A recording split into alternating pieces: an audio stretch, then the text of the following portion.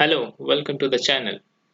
From today, I will be starting a series of tutorial for those who wants to learn SAP from basics. So today's tutorial will be relevant for those who are very new to the SAP or the ERP world. So let's begin. Before we go into deep of SAP, let's learn what is ERP first. So ERP stands for Enterprise Resource Planning. So it is a software built to perform various organizational business processes in an integrated and efficient manner. So let's say in any business we have various business processes like manufacturing, sales and distribution, marketing, procurement, risk management, finance, etc. All these business processes can be performed using an ERP in very efficient manner. Left side you can see few ERPs are listed. So SAP is one of the leading ERP service provider. Oracle is also another service provider of ERP. Tally is third one which is being used by the small and medium sized industry, and the Microsoft Dynamics is from the Microsoft. So it's new in the market, but it's being widely used across the industry. SAP is being used in the very large scale manufacturing industries across the world, and it captures the highest market share. Let's move on. So what is SAP? So SAP stands for System Analysis Programming Development. So it was founded long back in 1972 by the five former IBM employees. So it is an ERP again, which provides an integrated solution for the various business processes. So one interesting aspect here we have to consider that how to pronounce SAP. So it is an initialism, not a acronym.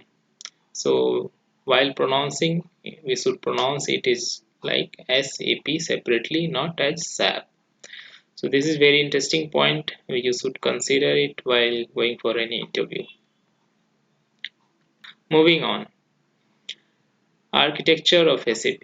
This is very interesting part. So what is the architecture of SAP? So it's divided into three layers. The first one is the presentation layer, followed by the application and the database layer. So in simple language, we can see presentation layer is the front end, or your computer screen where you are seeing the data being displayed. The application layer is the middle layer, which we can say it's a processor or the data processor. In the application layer, the data is being processed and that is getting stored in the database layer. So database layer is the storage where the data is being stored, and the application layer is the processor where the data is being processed, and the presentation layer is the layer where the data is being displayed. So you can consider it's a front end. So the front end is called SAP GUI. So these three layer is called R3 architecture of SAP. So this is very important, which you should consider while going for an interview. So what is R3 architecture? So you should be able to answer it. Moving on to the modules of SAP. So SAP has various modules. So in this screen, you can see a few modules are listed. This is just an illustration, not the complete list. So let's say the first one, FI. So FI is the financial accounting, CO is the controlling. So controlling, we can say it's a management accounting. In other term, we can say it is a management accounting, which is being used by the management for the reporting purpose. FSCM. FSCM is related to financial supply chain management. It has various submodules like cash and liquidity management, treasury and risk management, dispute management, collection management, etc. So these first three module is related to finance.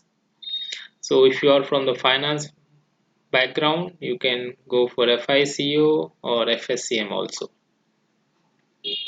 MM is related to material, so material procurement will come under material management module. SD is related to sales. If you are doing sales, if you want to do sales of goods or services, so then SD module will be used.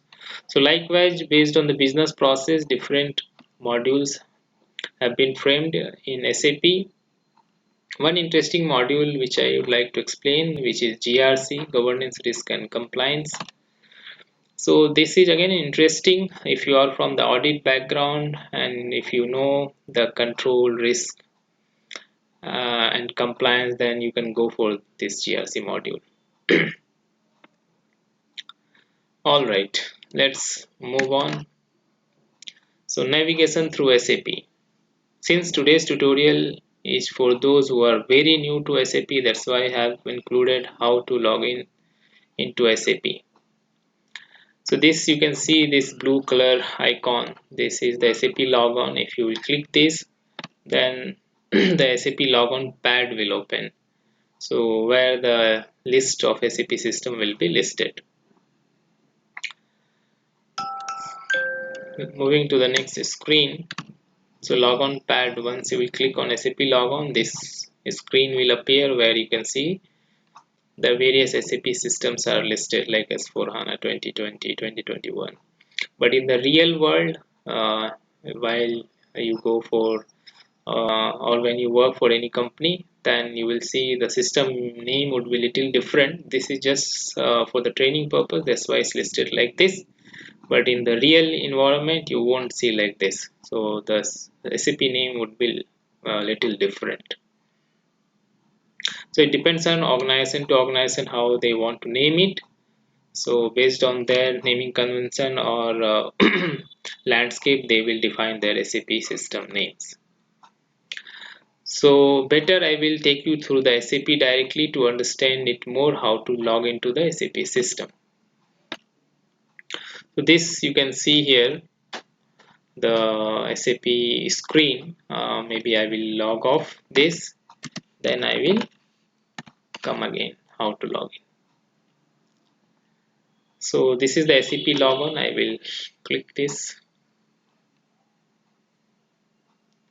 So here you can see the various list of SAP systems are there. I will click on one.